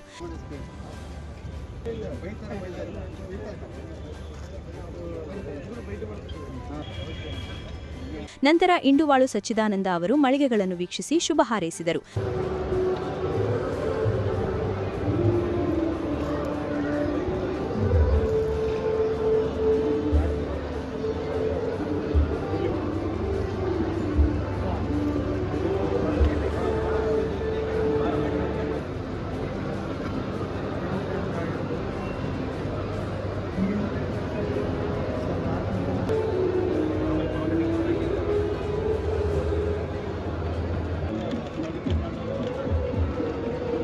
ಮಂಡ್ಯ ಜಿಲ್ಲಾ ಸಿವಿಲ್ ಇಂಜಿನಿಯರ್ಸ್ ಅಸೋಸಿಯೇಷನ್ ಮತ್ತು ನೇಗಿಲ ಯೋಗಿ ಸಂಸ್ಥೆ ಕನ್ನಂಬಾಡಿ ಉತ್ಸವ ಅನ್ನುವಂಥ ಒಂದು ಅರ್ಥಪೂರ್ಣ ಕಾರ್ಯಕ್ರಮದಲ್ಲಿ ಈ ಒಂದು ಕಟ್ಟಡ ಕಟ್ಟೋಕ್ಕೆ ಏನೇನು ಬೇಕು ಎಲ್ಲ ಒಂದು ಎಕ್ಸ್ಪೋ ವಿಶೇಷ ಒಂದು ಮಾದರಿಯಲ್ಲಿ ಒಂದು ಕನ್ಸ್ಟ್ರಕ್ಷನ್ ಬೇಕಾದಂಥ ಎಲ್ಲ ವಸ್ತುಗಳು ಒಂದೇ ಸೂರಿನಡಿಯಲ್ಲಿ ಮಾಡಿದ್ದಾರೆ. ಅದ್ರ ಜೊತೆಗೆ ವಿಶಿಷ್ಟವಾದಂಥ ಕಾರ್ಯಕ್ರಮಗಳನ್ನ ಹಮ್ಮಿಕೊಳ್ಳೋದ್ರ ಮುಖಾಂತರ ಮಂಡ್ಯ ಜಿಲ್ಲಾ ಇಂಜಿನಿಯರಿಂಗ್ ಅಸೋಸಿಯೇಷನ್ ಮಂಡ್ಯದ ನಾಗರಿಕರಿಗೆ ಒಂದು ಅವಕಾಶವನ್ನು ಕಲ್ಪಿಸಿಕೊಟ್ಟಿದೆ. ಮಂಡ್ಯ ನಗರದಲ್ಲಿ ಮತ್ತು ಜಿಲ್ಲೆ ಇರ್ತಕ್ಕಂಥ ಎಲ್ಲ ನಾಗರಿಕರು ಈ ಎಕ್ಸ್ಪೋಗೆ ಬಂದು ಎಲ್ಲರೂ ಸದುಪಯೋಗ ಮಾಡ್ಕೋಬೇಕು ಅಂತೇಳಿ. ಕೃಷಿ ಜಂಟಿ ನಿರ್ದೇಶಕ ಅಶೋಕ್ ಮಾತನಾಡಿ, ಮಂಡ್ಯ ವಿಶ್ವವಿದ್ಯಾಲಯದ ಮೈದಾನದಲ್ಲಿ ನಡೆಯಲಿರುವ ಈ ಉತ್ಸವಕ್ಕಾಗಿ 40ಕ್ಕೂ ಹೆಚ್ಚು ಮಳಿಗೆಗಳನ್ನು ಹಾಕಲಾಗಿದೆ. ಮಂಡ್ಯ ಜಿಲ್ಲೆಯಲ್ಲಿ ಸ್ಥಾಪಿತವಾಗಿರುವ 7 ರೈತ ಉತ್ಪಾದಕ ಕಂಪನಿಗಳು ಉತ್ಸವದಲ್ಲಿ ಭಾಗಿಯಾಗಲಿವೆ ಎಂದು ಹೇಳಿದ್ದಾರೆ. 1932ನೇ ಇಸ್ವಿನಲ್ಲಿ ಕಟ್ಟಿ ಮಂಡ್ಯ ಜಿಲ್ಲೆಗೆ ನೀರು ಹರಿಸೋಕ್ಕೆ ಶುರು ಮಾಡಿದ್ರು. ಮಂಡ್ಯ ಜಿಲ್ಲೆನ ಸಹ 1939ರಲ್ಲಿ ಜಿಲ್ಲೆನ ನಾಮಕರಣ ಮಾಡಿ ಅಭ್ಯುದಯ ಒಂದಲ್ಲಿ ಅಂತೇಳಿ ನಾಮಕರಣ ಮಾಡಿಬಿಟ್ಟು ನಂತರವೂ 2 ದೊಡ್ಡ ಜಿಲ್ಲೆಗಳ ಬೆಂಗಳೂರು ಮೈಸೂರು ಮಧ್ಯೆ ಸೇರಿಕೊಂಡು ಇನ್ನೂ ಮಂಡ್ಯದ ಹಳ್ಳಿ ಅನ್ನೋ ರೀತಿಯೇ ಇದೆ. ಮಂಡ್ಯ ಜಿಲ್ಲೆ ನಾವು ನೋಡ್ತಾ ಇದ್ದರೆ ಇಲ್ಲಿ ಏನು ನೇಗಿಲ ಯೋಗಿಯವರು ಮತ್ತು engineering of institute civil engineers association ಅವರು ಇವತ್ತು ಕನ್ನಂಬಾಡಿ ಉತ್ಸವ ಆಯೋಜನೆ ಮಾಡಿದ್ದಾರೆ. ನಿಜವಾಗ್ಲೂ ಮಂಡ್ಯಕ್ಕೆ ಬೇಕಾಗಿರುವಂಥದ್ದು ಇಂಜಿನಿಯರಿಂಗ್ ಸ್ಕಿಲ್ಸ್ ಆಗ್ಬೋದು. ಎಲ್ಲ ಜಿಲ್ಲೆಗಳಲ್ಲೂ ಈ ರೀತಿ ಜಾತ್ರೆಗಳು ಹಬ್ಬಗಳು ನಡೀತವೆ. ಕೃಷಿ ಆಗ್ಬೋದು, ಗೃಹೋಪಯೋಗಿ ವಸ್ತುಗಳಾಗ್ಬೋದು, ಖಾದಿ ಆಗ್ಬೋದು, ಆಹಾರ ಆಗ್ಬೋದು, ಮಕ್ಕಳಿಗೂ ಸಹ ಆಟ ಆಡಲಿಕ್ಕೆ ಇರುವಂಥ ಸಾಧನಗಳು. ಇಲ್ಲಿ ನಾವು ನಡ್ಕೊಂಬರ್ತಾ ಇರುವಾಗಲೇ ಏನೋ ಬೆಂಗಳೂರಿನಲ್ಲಿ ಅಥವಾ ಮೈಸೂರಲ್ಲಿ ದೊಡ್ಡ ಮಾಲ್ಗೆ ಬಂದಂಗಿದೆ ಎಂಟ್ರೆನ್ಸಲ್ಲೇ. ನೇಗಿಲ ಯೋಗಿ ಸಮಾಜ ಸೇವಾ ಟ್ರಸ್ಟ್ ಅಧ್ಯಕ್ಷ ರಮೇಶ್ ಮಾತನಾಡಿ, ಕನ್ನಂಬಾಡಿ ಕಟ್ಟಿಯು ಮಂಡ್ಯ ಜಿಲ್ಲೆಯ ಕಿರೀಟ. ಹೀಗಾಗಿ ಅದೇ ಹೆಸರಿನಲ್ಲಿ ಉತ್ಸವ ನಡೆಸಲಾಗುತ್ತಿದೆ. ಪ್ರತಿ ವರ್ಷವೂ ಉತ್ಸವ ನಡೆಸಲು ನಿರ್ಧರಿಸಲಾಗಿದೆ. ಒಂದೇ ಸೂರಿನಡಿ 10 ಕಾರ್ಯಕ್ರಮಗಳು ಪ್ರದರ್ಶನಗೊಳ್ಳಲಿವೆ. ಹೊಸ ಮನೆಗಳನ್ನು ಕಟ್ಟಿಸುವವರಿಗೆ ಅಗತ್ಯ ಮಾಹಿತಿ, ಉದ್ಯಮ ಆರಂಭಿಸುವವರಿಗೆ ಸಲಹೆ ಸಹಕಾರ ದೊರೆಯಲಿದೆ. ನಿರ್ಮಾಣ ಕ್ಷೇತ್ರದಲ್ಲಿನ ಹೊಸ ತಂತ್ರಜ್ಞಾನಗಳನ್ನು ಪರಿಚಯಿಸಲಾಗುತ್ತಿದೆ. ಕನ್ನಂಬಾಡಿ ಉತ್ಸವ 2025 ಇವತ್ತಿನಿಂದ ಪ್ರಾರಂಭ ಆಗ್ತಾ ಇದೆ. ಇದು 5 ದಿನಗಳ ಕಾಲ ನಿರಂತರವಾಗಿ ಮಂಡ್ಯ ನಗರದ ಮಂಡ್ಯ ವಿಶ್ವವಿದ್ಯಾನಿಲಯ ಮೈದಾನದಲ್ಲಿ ನಡೀತಾ ಇದೆ. ಈ ಉತ್ಸವದಲ್ಲಿ ಹಲವಾರು ಮಳಿಗೆಗಳನ್ನು ಓಪನ್ ಮಾಡಿದ್ದೇವೆ, ಪ್ರಾರಂಭ ಮಾಡಿದ್ದೇವೆ. ಕಟ್ಟಡ ಸಾಮಗ್ರಿಗಳ ಮೇಳ ಮತ್ತು ಗೃಹಗಳಿಗೆ ಉಪಯೋಗ ಆಗ್ತಕ್ಕಂಥ ಎಲ್ಲ ಉಪಕರಣಗಳನ್ನು ಇಲ್ಲಿ ಪ್ರದರ್ಶನಕ್ಕೆ ಇಟ್ಟಿದ್ದೇವೆ. ಅದಕ್ಕಿಂತ ಹೆಚ್ಚಾಗಿ ಖಾದಿ ಮೇಳ ಇದೆ. ಉತ್ತರ ಭಾರತದಿಂದ ಸುಮಾರು ಜನ ಖಾದಿ ವ್ಯಾಪಾರಸ್ಥರು ಕೂಡ ಇಲ್ಲಿ ಬಂದು ವ್ಯಾಪಾರವನ್ನು ಮಾಡ್ತಾ ಇದ್ದಾರೆ. ಅದೇ ರೀತಿ ಕೃಷಿ ಇಲಾಖೆಯ ಸಹಯೋಗದೊಂದಿಗೆ ಕೃಷಿ ಮೇಳವನ್ನು ಕೂಡ ಮಾಡ್ತಾ ಇದ್ದೇವೆ. ನಾವು ಕೃಷಿ ಇಲಾಖೆಯಲ್ಲಿ ನಾವು ನಮ್ಮ ನೇಗಿಲ ಯೋಗಿ ಸಂಸ್ಥೆಯಲ್ಲಿ ಈಗಾಗಲೇ 7 ರೈತ ಉತ್ಪಾದಕ ಕಂಪ್ನಿಗಳಿಗೆ ಕೆಲಸ ಮಾಡ್ತಾ ಇದ್ದೇವೆ. ಆ ದೃಷ್ಟಿಯಿಂದ ರೈತ ಉತ್ಪಾದಕ ಕಂಪ್ನಿಗಳಿಗೆ ನಾವು ಪ್ರೋತ್ಸಾಹ ಕೊಡಬೇಕು ಅಂತಕ್ಕಂಥ ಉದ್ದೇಶವನ್ನು ಇಟ್ಕೊಂಡು ನಮ್ಮ ರೈತರಿಗೆ ಏನು ಅವರ ಆ ಒಂದು ಬೆಳವಣಿಗೆ ಸಹಕಾರ ಮಾಡಬೇಕು ಅಂತ ಉದ್ದೇಶವನ್ನು ಇಟ್ಕೊಂಡು ಅವ್ರಿಗೂ ಕೂಡ ನಾವು ಮಳಿಗೆಗಳನ್ನು ಮಾಡ್ತಾ ಇದ್ದೇವೆ. ನಾಳೆಯಿಂದ ನಮ್ಮ ಕಬ್ಬಿನ ಗಣದ ಮಾಲೀಕರ ಸಂಘದಿಂದ ಲೈವ್ ಬೆಲ್ಲ ಮಾಡ್ತಕ್ಕಂಥದ್ದು ಆ ಕೆಲಸವನ್ನು ಕೂಡ ನಾವು ಇಲ್ಲಿ ಮಾಡ್ತಾ ಇದ್ದೇವೆ. ಮತ್ತು ಆಹಾರ ಮೇಳ ಇದೆ. ಮಕ್ಕಳಿಗೆ ಆಟ ಆಡಲಿಕ್ಕೆ ಅಮ್ಯೂಸ್ಮೆಂಟ್ ಪಾರ್ಕು ಕೂಡ ಇದೆ. ನಮ್ಮ ಉದ್ದೇಶ ಇಷ್ಟೇ, ಕನ್ನಂಬಾಡಿ ಉತ್ಸವ ಅಂತಕ್ಕಂಥ ಹೆಸರಿರ್ತಕ್ಕಂಥದ್ದು ಈ ಕಾವೇರಿ ತೀರದಲ್ಲಿರ್ತಕ್ಕಂಥ ಪ್ರತಿಯೊಬ್ಬ ಉದ್ದಿಮೆದಾರರಿಗೆ, ವಾಣಿಜ್ಯೋದ್ಯಮಿಗಳಿಗೆ, ಕೈಗಾರಿಕೋದ್ಯಮಿಗಳನ್ನು ಮಂಡ್ಯ ಜಿಲ್ಲೆಗೆ ಮತ್ತು ಪ್ರಪಂಚಕ್ಕೆ ಪರಿಚಯಿಸ್ತಕ್ಕಂಥದ್ದು ಮತ್ತು ಅವರಿಗೆ ಎನ್ಕರೇಜ್ ಮಾಡ್ತಕ್ಕಂಥದ್ದು, ಸರ್ಕಾರದಿಂದ ಏನೆಲ್ಲ ಸವಲತ್ತುಗಳು ಸಿಗಬೇಕು ಆ ಸವಲತ್ತುಗಳ ಬಗ್ಗೆ ಪರಿಚಯ ಮಾಡ್ತಕ್ಕಂಥದ್ದು. Association of consulting civil engineers ಅಧ್ಯಕ್ಷ ನವೀನ್ ಮಾತನಾಡಿ, ಈ ಬಾರಿ ಖಾದಿ, ಕೃಷಿ, ಗೃಹೋಪಯೋಗಿ ವಸ್ತುಗಳ ಆಹಾರ ಮೇಳ, ವಾಹನಗಳ ಪ್ರದರ್ಶನ, ಅಮ್ಯೂಸ್ಮೆಂಟ್ ಪಾರ್ಕ್ ಕೂಡ ಇದೆ. ಇದರೊಂದಿಗೆ ಪ್ರತಿನಿತ್ಯ ರಸಸಂಜೆ ಮತ್ತು ಸಾಂಸ್ಕೃತಿಕ ಕಾರ್ಯಕ್ರಮಗಳು ಪ್ರದರ್ಶನಗೊಳ್ಳಲಿವೆ ಎಂದು ಮಾಹಿತಿ ನೀಡಿದರು. ಒಂದು ಅವೇರ್ನೆಸ್, ಒಂದು ಟೆಕ್ನಿಕಲ್ ಇನ್ಫಾರ್ಮೇಷನ್ ಕೊಡೋಕ್ಕೋಸ್ಕರ ಈ ಒಂದು ಎಕ್ಸ್ಪೋ ಮಾಡ್ತಾಯಿದ್ವಿ. ಬಿಲ್ಡ್ 360 ಅನ್ನೋ ಒಂದು ಬ್ಯಾನರ್ ಅಡಿಲಿ. ಸೊ ಎಲ್ಲ ಜನರು ಬಂದು ಸದುಪಯೋಗಪಡಿಸ್ಕೋಬೇಕು. ಯಾಕಂದರೆ ಎಲ್ಲ ನಿಮಗೆ civil engineers, architects, contractors, designers, developers ಎಲ್ಲ ಒಂದು ಸೂರಿನಡಿ ಸಿಗ್ತಾರೆ. ಸೊ ಬಂದು ನಿಮ್ಮ ಒಂದು ಏನಿದೆ, ನಿಮ್ಮ ಒಂದು ಡೌಟ್ಸ್ ಏನಿದೆ ಬಂದು ಕ್ಲಿಯರ್ ಮಾಡ್ಕೊಳ್ಳಿ. ಹಾಗೆ ಉತ್ತಮ ಗುಣಮಟ್ಟದ ಕನ್ಸ್ಟ್ರಕ್ಷನ್ ರಿಲೇಟೆಡ್ ಮೆಟೀರಿಯಲ್ಸ್ಗಳನ್ನ ಹ್ಯಾಂಡ್ ಟು ಹ್ಯಾಂಡ್ ಒಂದು ನೋಡಿ ಆ ಒಂದು ಟೆಕ್ನಿಕಲ್ ಇನ್ಫಾರ್ಮೇಷನ್ನ ಗ್ಯಾದರ್ ಮಾಡಿ. ಸೊ ಇದೊಂದು ಸುವರ್ಣ ಅವಕಾಶ, ಎಲ್ಲರೂ ಸದುಪಯೋಗಪಡಿಸ್ಕೊಳ್ಳಿ. ಈ ಸಂದರ್ಭದಲ್ಲಿ ನಿವೃತ್ತ ಅಧಿಕಾರಿ ಬಸವರಾಜು, ಮಯೂರಗೌಡ, ಶರತ್ ಸೋಮಶೇಖರ್, ಅನಿಲ್ ಕುಮಾರ್, ಪರೀಕ್ಷಿತ್ ರಾಘವ್, ಕಿರಣ್ ಕುಮಾರ್, ಸಿರಿಭೈರವ ರಾಜಶೇಖರ್ ಸೇರಿದಂತೆ ಮತ್ತಿತರರಿದ್ದರು. ಮಂಡ್ಯ ನಗರದಲ್ಲಿರುವ ಜಿಲ್ಲಾ ಸಹಕಾರ ಕೇಂದ್ರ ಬ್ಯಾಂಕ್ ನಿಯಮಿತ ಕಚೇರಿಯಲ್ಲಿ ಜಿಲ್ಲಾ ಸಹಕಾರ ಕೇಂದ್ರ ಬ್ಯಾಂಕ್ ಇದರ 5 ವರ್ಷಗಳ ಅವಧಿಗೆ ಆಡಳಿತ ಮಂಡಳಿ ನಿರ್ದೇಶಕರ ಚುನಾವಣೆಯಲ್ಲಿ ಗೆಲುವು ಸಾಧಿಸಿದ ಕೆಆರ್ಪೇಟೆ ಎಸ್ಎಸ್ ಅಂಬರೀಶ್ ಅವರಿಗೆ ಚುನಾವಣಾಧಿಕಾರಿ ಪ್ರಮಾಣಪತ್ರ ವಿತರಿಸಿದರು.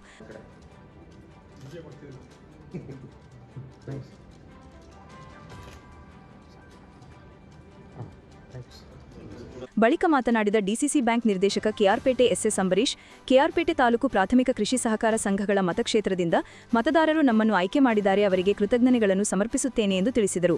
ನನ್ನ ಗೆಲುವಿಗೆ ಕಾರಣರಾದ ಕೃಷಿ ಮತ್ತು ಜಿಲ್ಲಾ ಉಸ್ತುವಾರಿ ಸಚಿವರಾದ ಎನ್ ಚೆಲುವರಾಯಸ್ವಾಮಿ, ಡಾಲು ರವಿ, ಹರೀಶ್ ಹಾಗೂ ಕಾಂಗ್ರೆಸ್ ಮುಖಂಡರು ಮತದಾರರಿಗೆ ಅಭಿನಂದನೆ ಸಲ್ಲಿಸುತ್ತೇವೆ ಎಂದರು. ಮುಂದಿನ ದಿನಗಳಲ್ಲಿ ಕೃಷಿ ಸಹಕಾರ ಸಂಘಗಳ ಅಭಿವೃದ್ಧಿಗೆ ಮತ್ತು ಡಿಸಿಸಿ ಬ್ಯಾಂಕ್ ಅಭಿವೃದ್ಧಿಗೆ ಪ್ರಾಮಾಣಿಕವಾಗಿ ಸೇವೆ ಸಲ್ಲಿಸಿ ಅರ್ಹ ಫಲಾನುಭವಿಗಳಿಗೆ ಸಾಲ ಸೌಲಭ್ಯ ಕೊಡಿಸುವಲ್ಲಿ ಸೇವೆ ಮಾಡುತ್ತೇವೆ ಎಂದು ಹೇಳಿದರು. ಮಂಡ್ಯ ಜಿಲ್ಲಾ ಕೇಂದ್ರ ಬ್ಯಾಂಕ್ಗೆ ಕೇರ್ಪೇಟೆ ತಾಲೂಕಿನ ಎಲ್ಲ ಕೃಷಿ ಪತ್ತಿನ ಸಹಕಾರ ಸಂಘದ ಸದಸ್ಯರಿಂದ ನನ್ನ ಆಯ್ಕೆ ಮಾಡಿ ಇವತ್ತು ನನಗೆ ಈ ಪ್ರಮಾಣ ಪತ್ರವನ್ನು ಕೊಡ್ತಾ ಇದ್ದಾರೆ. ತಾಲೂಕಿನ ಎಲ್ಲ ಕಾಂಗ್ರೆಸ್ ಪಕ್ಷದ ಮುಖಂಡರುಗಳಿಗೆ, ವಿಶೇಷವಾಗಿ ಈ ಜಿಲ್ಲೆಯ ಉಸ್ತುವಾರಿ ಸಚಿವರು, ಕೃಷಿ ಸಚಿವರಾದಂಥ ಚೆಲುವರಾಯಸ್ವಾಮಿ ಅವರಿಗೆ ನನ್ನ ಅಭಿನಂದನೆಗಳ ತಿಳಿಸ್ತಾ, ಜೊತೆಗೆ ನನಗೆ ಮತ ಹಾಕಿ ಗೆಲ್ಲಿಸಿದಂಥ ಎಲ್ಲ ಮತದಾರರಿಗೂ ನನ್ನ ವಂದನೆಗಳನ್ನು, ಧನ್ಯವಾದಗಳನ್ನು ತಿಳಿಸ್ತಾ ಇದ್ದೀನಿ. ಜೊತೆಗೆ ನನ್ನ ಜೊತೆ ಸಹಕರಿಸಿದಂಥ ಇವತ್ತು ನನ್ನ ಗೆಲುವಿಗೆ ಪ್ರಮುಖ ಕಾರಣರಾದಂಥ ಡಾಲ್ ರವಿಯವರು, ಹರೀಶ್ ಅವರು, ನಮ್ಮ ಪಕ್ಷದ ಮುಖಂಡರುಗಳು ಹೆಚ್ಚಿನ ಸಹಕಾರದಲ್ಲಿ ನನಗೆ ಈ ಗೆಲುವಿಗೆ ಸಹಕರಿಸಿದ್ದಾರೆ. ಅವರಿಗೆ ನಾನು ನನ್ನ ವೈಯಕ್ತಿಕವಾಗಿ ಧನ್ಯವಾದಗಳನ್ನ ತಿಳಿಸ್ತೇನೆ. ಇದೇ ಸಂದರ್ಭದಲ್ಲಿ ಕೆಆರ್ಪೇಟೆ ಪುರಸಭೆ ಸದಸ್ಯ ಗಿರೀಶ್, ಮುಖಂಡರಾದ ಹನಕೆರೆ ಶಶಿಕುಮಾರ್, ವಕೀಲ ಪ್ರವೀಣ್, ಅರುಣ್ ಮತ್ತಿತರರಿದ್ದರು. ಜಿಲ್ಲಾಧಿಕಾರಿಗಳ ಕಚೇರಿಯ ಮುಂದೆ ಬೆಂಕಿ ಹಚ್ಚಿಕೊಂಡು ಆತ್ಮಹತ್ಯೆ ಮಾಡಿಕೊಂಡ ರೈತ ಮಂಜೇಗೌಡ ಸಾವಿಗೆ ನಾಗಮಂಗಲ ತಹಶೀಲ್ದಾರ್ ಹಾಗೂ ಜಿಲ್ಲಾಧಿಕಾರಿಗಳು ಕಾರಣ ಎಂದು ಖಂಡಿಸಿ ಮಂಡ್ಯದ ಜಿಲ್ಲಾಧಿಕಾರಿಗಳ ಕಚೇರಿ ಮುಂದೆ ಕರ್ನಾಟಕ ರಕ್ಷಣಾ ವೇದಿಕೆ ನಾರಾಯಣಗೌಡ ಬಣ ಪ್ರತಿಭಟನೆ ನಡೆಸಿದರು.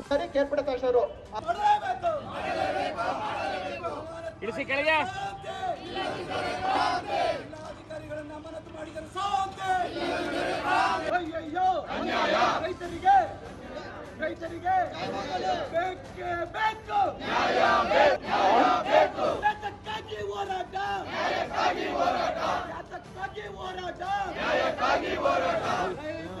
ಜಿಲ್ಲಾಡಳಿತಾಧಿಕಾರಿಗಳಿಗೆ, ಜಿಲ್ಲಾಡಳಿತಾಧಿಕಾರಿಗಳಿಗೆ, ಅಧಿಕಾರಿಗೆ. ಮಂಡ್ಯದ ಜಿಲ್ಲಾಧಿಕಾರಿಗಳ ಕಚೇರಿಯ ಮುಂದೆ ನೂರಾರು ಕರವೇ ಕಾರ್ಯಕರ್ತರು ಧರಣಿ ನಡೆಸಿದರು.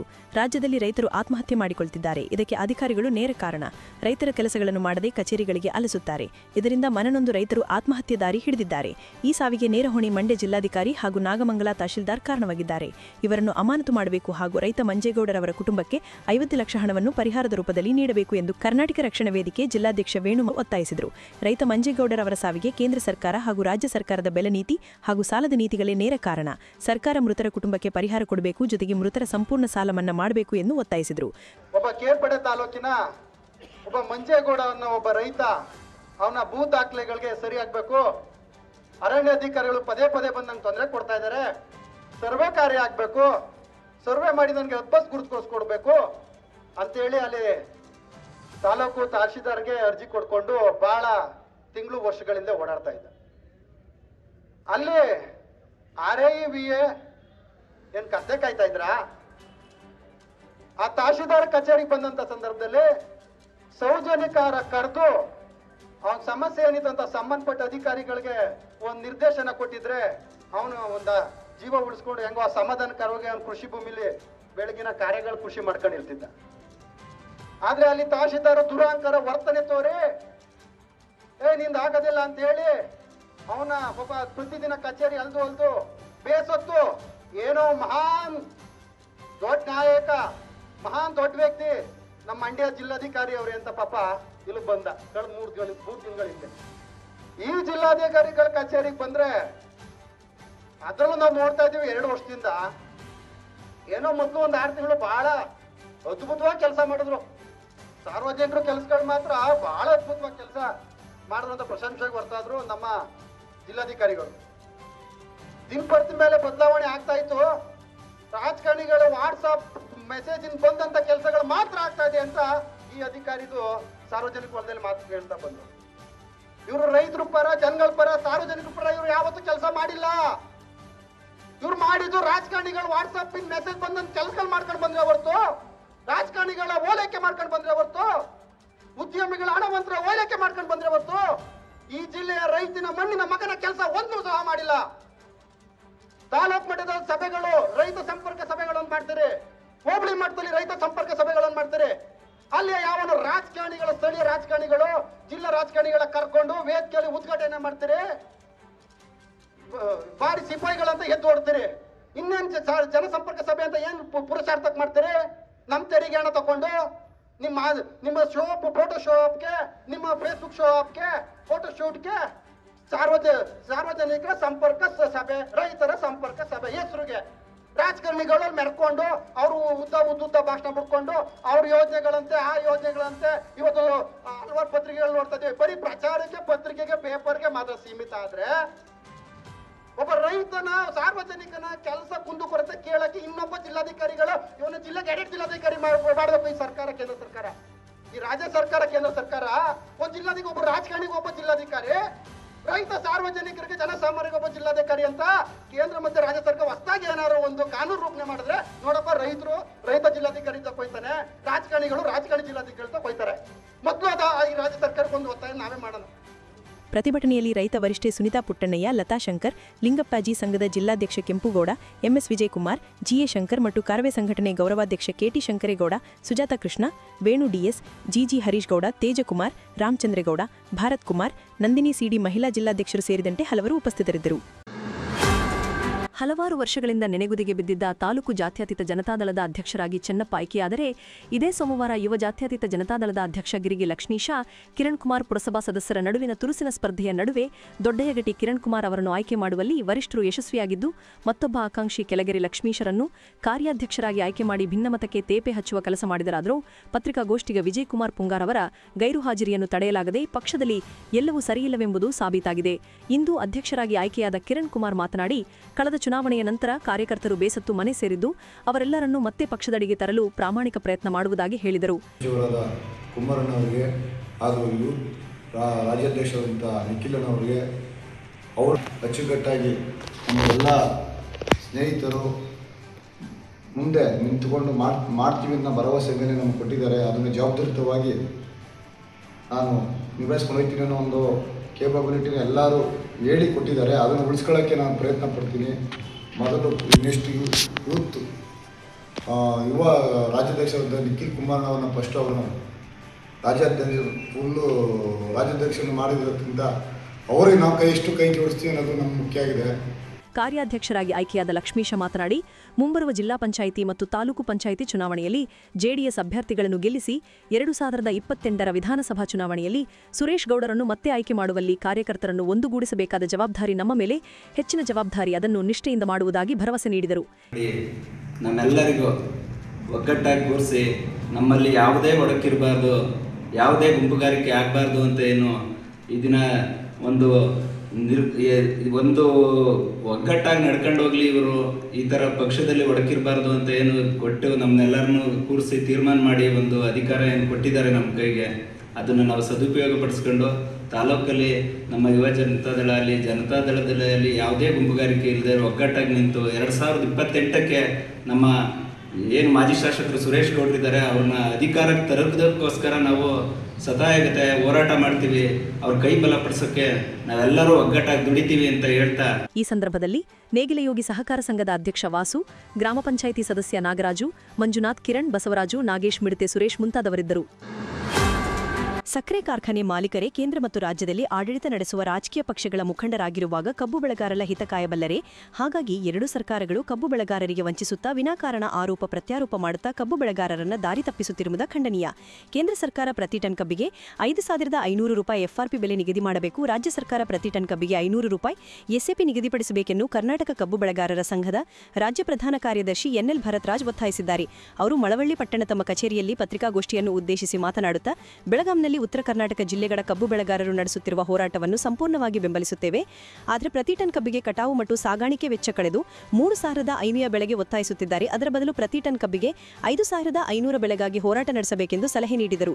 ಕೇಂದ್ರ ಸರ್ಕಾರ ಎಫ್ಆರ್ಪಿ ನಿಗದಿಪಡಿಸುವಾಗ 9.50% ಸಕ್ಕರೆ ಇಳುವರಿಯ ಆಧಾರದ ಮೇಲೆ ಬೆಲೆ ನಿಗದಿಪಡಿಸಬೇಕು ಎಂದು ಒತ್ತಾಯಿಸಿದರು. ಇವತ್ತು ಬೆಳಗಾಂನಲ್ಲಿ ಉತ್ತರ ಕರ್ನಾಟಕದ ಭಾಗದ ಕಬ್ಬು ಬೆಳೆಗಾರರು ಒಂದು ಪ್ರಬಲವಾದಂತಹ ಹೋರಾಟಗಳನ್ನು ನಡೆಸ್ತಾ ಇದ್ದಾರೆ. ಈ ಹೋರಾಟದ ಸಂದರ್ಭದಲ್ಲಿ ಬಿಜೆಪಿಯವರು ಸಹ ಅದಕ್ಕೆ ಬೆಂಬಲವನ್ನು ಕೊಟ್ಟು ರಾಜಕೀಯ ಲಾಭವನ್ನ ಮಾಡ್ಕೊಳ್ತಕ್ಕಂಥ ಒಂದು ಪ್ರಯತ್ನವನ್ನ ಮಾಡ್ತಾ ಇದ್ದಾರೆ. ಆದರೆ ಎಫ್ಆರ್ಪಿ ಕಬ್ಬಿಗೆ ಬೆಲೆಯನ್ನು ನಿಗದಿಪಡಿಸತಕ್ಕಂಥ ಸಂದರ್ಭದಲ್ಲಿ ಎಫ್ಆರ್ಪಿ ನಿಗದಿಪಡಿಸಬೇಕಾಗಿರ್ತಕ್ಕಂಥ ಜವಾಬ್ದಾರಿ ಇರತಕ್ಕಂಥದ್ದು ಕೇಂದ್ರ ಸರ್ಕಾರಕ್ಕೆ. ನರೇಂದ್ರ ಮೋದಿ ಅಧಿಕಾರಕ್ಕೆ ಬಂದ ನಂತರದಲ್ಲಿ FRP ಅನ್ನ ನಿಗದಿಪಡಿಸ್ತಕ್ಕಂತಹ ಸಂದರ್ಭದಲ್ಲಿ ಮೊದಲು 9.5 ಇತ್ತು. ಅವ್ರು ಬಂದ ನಂತರದಲ್ಲಿ ಅದನ್ನ 10% ಮಾಡಿದ್ರು. ಅದಾದ ನಂತರದಲ್ಲಿ 10.25 ಆಧಾರದ ಮೇಲೆ ಇವತ್ತು FRP ನಿಗದಿ ಮಾಡ್ತಾ ಇದ್ದಾರೆ. ಬಹಳ ಜನರಿಗೆ ಅದ್ರ ಬಗ್ಗೆ ಸರಿಯಾದಂತಹ ಸ್ವಲ್ಪ ಮಾಹಿತಿ ಇಲ್ಲ ಅಂತ ನಾನು ಭಾವಿಸ್ತೇನೆ.